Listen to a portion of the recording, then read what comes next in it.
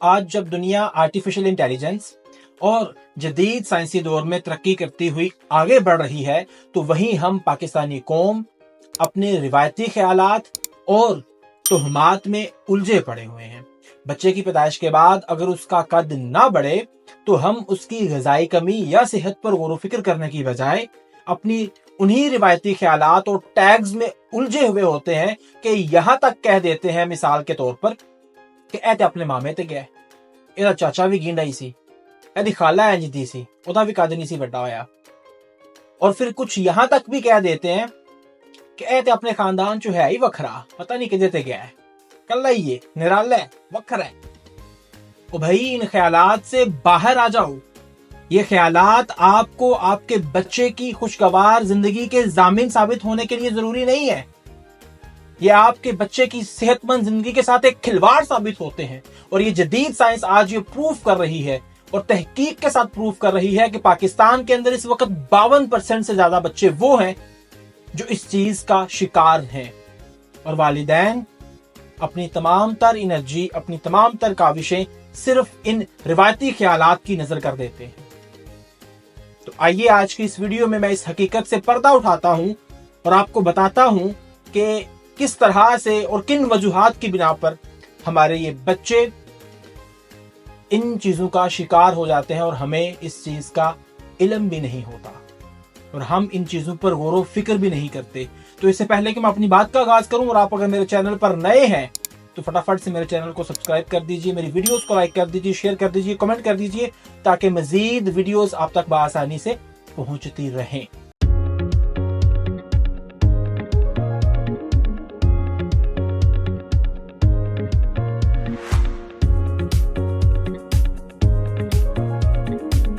बिस्मिल्लाहिर्रहमानिर्रहीम। अस्सलाम वालेकुम नाज़रीन, मैं उम्मीद करता हूं कि आप जहां से भी मुझे सुन पा रहे हैं, देख पा रहे हैं, खैरियत से होंगे। और मैं दुआ गो हूं कि अल्लाह इसी तरह से अपना खास करम आप सब पर बनाए रखे और आप खैर वफियत से जहां भी रहें खुश रहें, आबाद रहें।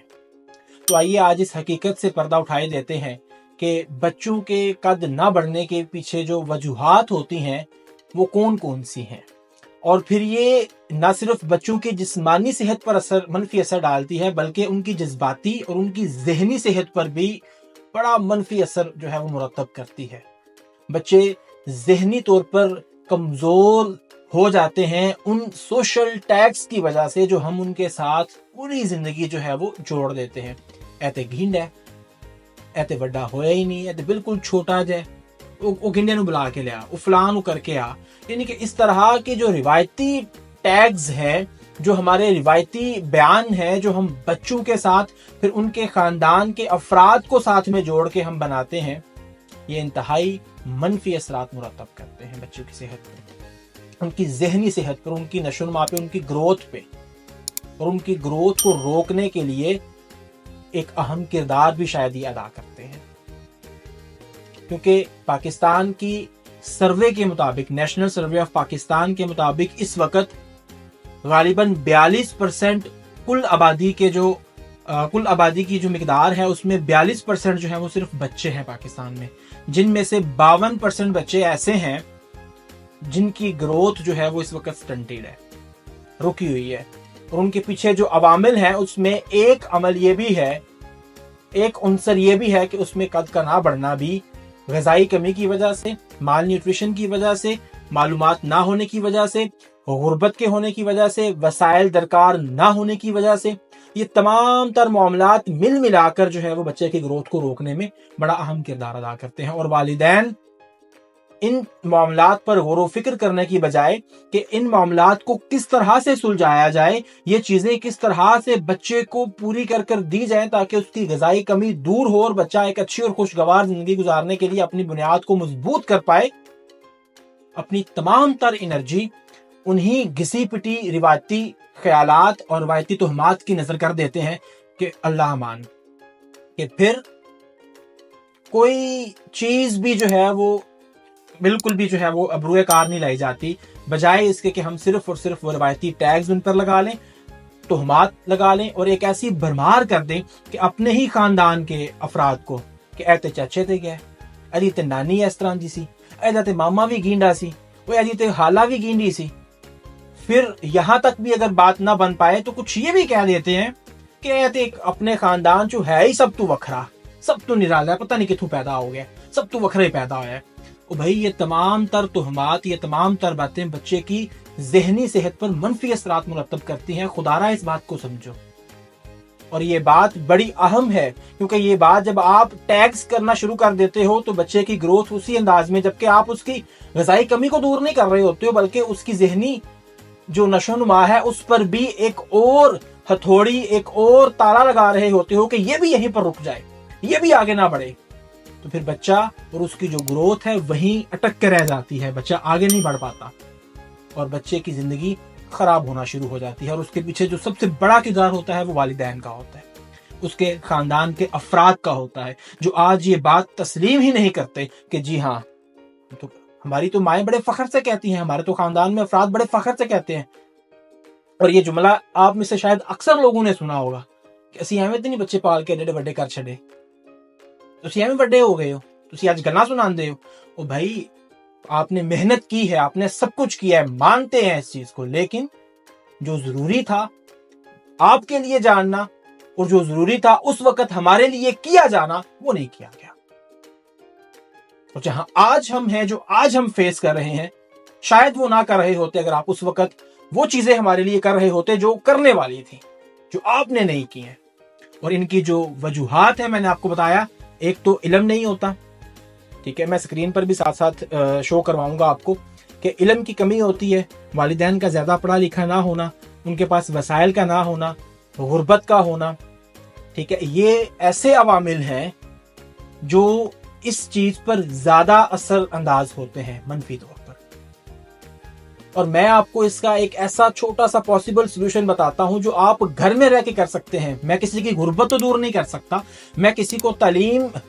کسی سکول میں لے جا کر تو نہیں دے سکتا، بہرحال آج کے دور میں ویڈیوز کے ذریعے پیغام ضرور دے سکتا ہوں کہ بھائی اگر آپ یہ چیز اس انداز میں کر لیں نا تو آپ کا بچہ ایک اچھی زندگی گزارنے کے قابل ہو جائے گا۔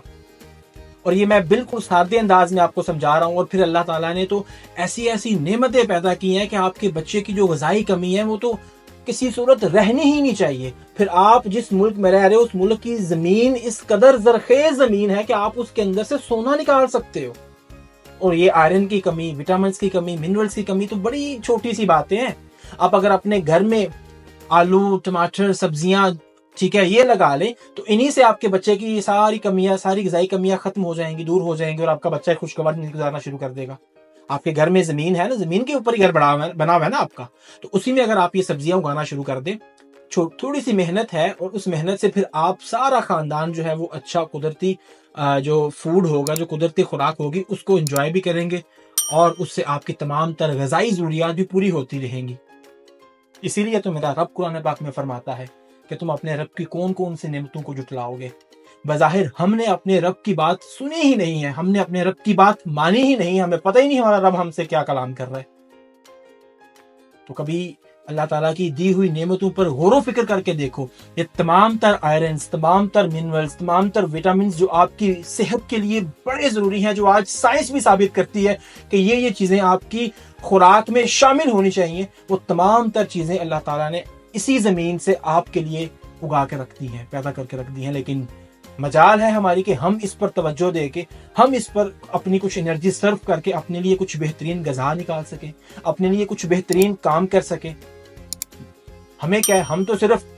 اسی روایتی جنت، اسی روایتی دوزخ اور اسی روایتی خیالات کے اندر ہے کہ بھئی جو کچھ ہے اللہ کی طرف سے، اور بھئی تمہارے اپنے عمل کی وجہ سے ہے۔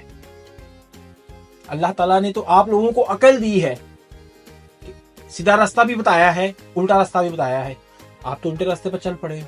سیدھے راستے پر تو آ ہی نہیں رہے ہو۔ اللہ کے کلام کو تو آپ نے پڑھا ہی نہیں ہے، اللہ نے تو بے شمار نعمتیں دی ہیں، پھر ان کے سارے فضائل بھی جو ہے وہ آج سائنس پروف کر رہی ہے کہ یہ چیزیں ہیں، یہ فائدہ مند چیزیں ہیں جن کے اوپر آپ کو عمل کرنا ہے، دیکھنا ہے، پڑھنا ہے، پرکھنا ہے۔ لیکن مجال ہے کہ ہم میں سے کوئی ایسا کر رہا ہو، سوال ہی پیدا نہیں ہوتا۔ تو یہ ساری چیزیں آپ کے لیے ہیں، آپ ان کو دیکھو، پڑھو، پرکھو اور سمجھو، اور اپنی بچوں کی زندگی کے لیے، اچھی صحت کے لیے ابھی سے یہ چھوٹے چھوٹے عمل کرنا شروع کرو، تاکہ آپ کا بچہ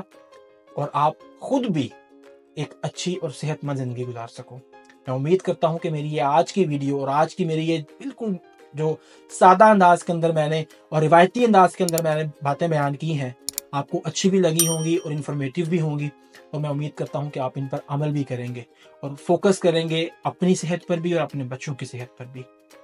اگلی ویڈیوز تک کے لیے اور اگلے ویلاگز تک کے لیے دیجیے اجازت۔ اللہ حافظ۔